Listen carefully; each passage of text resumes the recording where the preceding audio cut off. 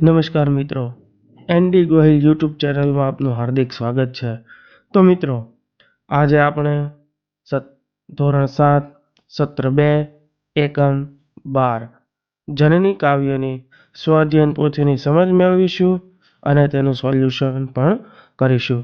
તો મિત્રો, જો હજી સુધી તમે આ ચેનલને સબસ્ક્રાઇબ ન કરી હોય તો તુરંત આ ચેનલને સબસ્ક્રાઇબ કરો, અને જો તમે આ ચેનલ ઉપર નવા હો તો પણ તમે આ ચેનલને સબસ્ક્રાઇબ કરો. અને હા મિત્રો, વિડીયોને તમે લાઈક, શેર અને કોમેન્ટ કરવાનું બિલકુલ ના ભૂલશો, અને નોટિફિકેશન બેલ તો જરૂર દબાવશો, જેથી અમે જેવો નવો વિડીયો અપલોડ કરીએ કે તુરંત તમને નોટિફિકેશન મળી રહે. પ્રશ્ન 1. નીચેની કાવ્ય પંક્તિઓમાં રેખાંકિત શબ્દોના સમાનાર્થી શબ્દ લખી વાક્ય પ્રયોગ કરો. તો મિત્રો, અહીં આપણને કાવ્ય પંક્તિઓ આપેલી છે અને એ કાવ્ય પંક્તિઓમાં કેટલાક શબ્દો નીચે લીટી દોરેલી છે. તો આ શબ્દોના આપણે સમાનાર્થી શબ્દ લખી અને એમનો વાક્યમાં પ્રયોગ કરવાનો છે.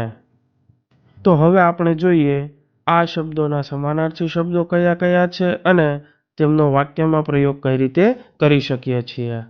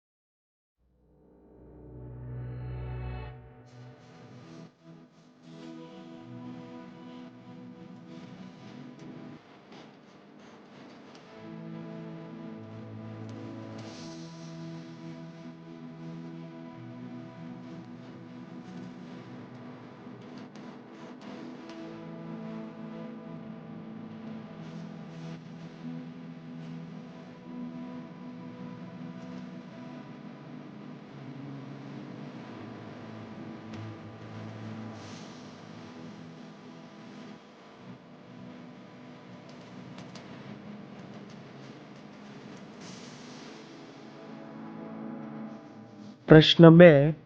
નીચે અ વિભાગમાં આપેલી કાવ્ય પંક્તિઓનો યોગ્ય ભાવાર્થ બ વિભાગમાંથી શોધીને ફરીથી લખો.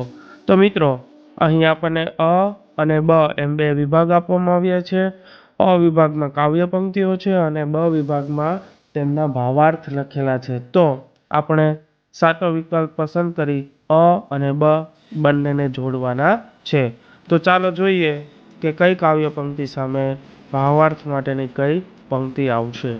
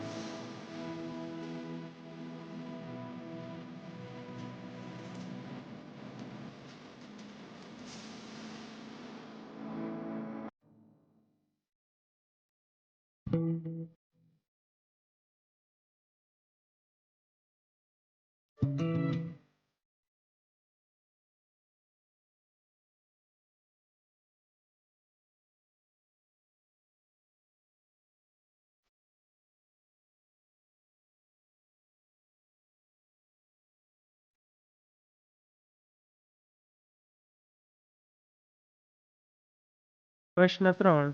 નીચે આપેલા શબ્દો જેવા ઉચ્ચારણવાળા શબ્દો કાવ્યમાંથી શોધીને લખો.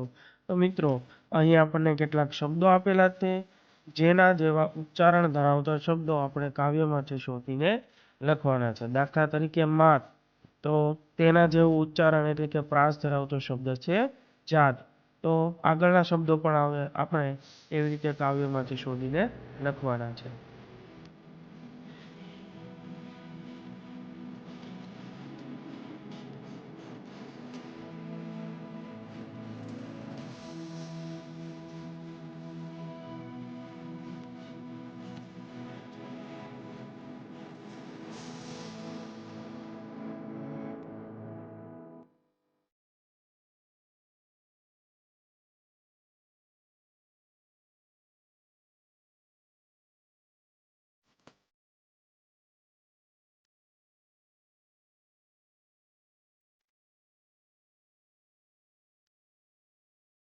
પ્રશ્ન 4 નીચેના પ્રશ્નોના ઉત્તર લખો। મિત્રો, અહીં આપણને કેટલાક પ્રશ્નો આપવામાં આવ્યા છે, જેના જવાબ આપણે કાવ્ય અને પોતાની સમજને આધારે આપવાનો પ્રયત્ન કરવાનો છે। તો ચાલો જોઈએ એ પ્રશ્નોના જવાબ।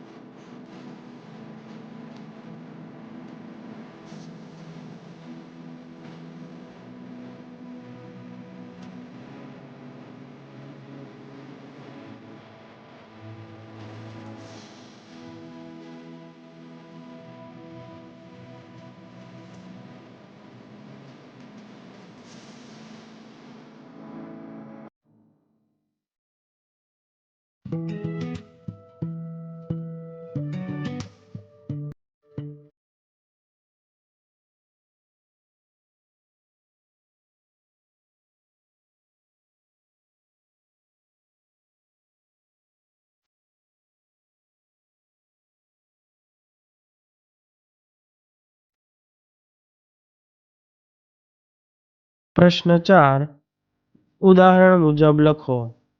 તો મિત્રો, અહીં આપણને ઉદાહરણ આપ્યું છે મધથી એ મીઠું। મીઠું એટલે કે ગળ્યું, સ્વાદમાં મીઠું હોય તેવું। તો અહીં આપણને એક મધરૂપી પદાર્થ આપ્યો છે કે જે મીઠો એટલે કે ગળ્યો છે। તો તે મીઠા સ્વાદને મધથી પણ ચડિયાતો છે એવું અહીંયા દર્શાવવામાં આવ્યો છે।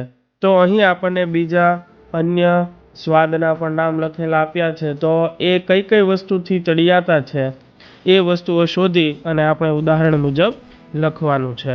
તો ચાલો આપણે લખવાનો પ્રયત્ન કરીએ।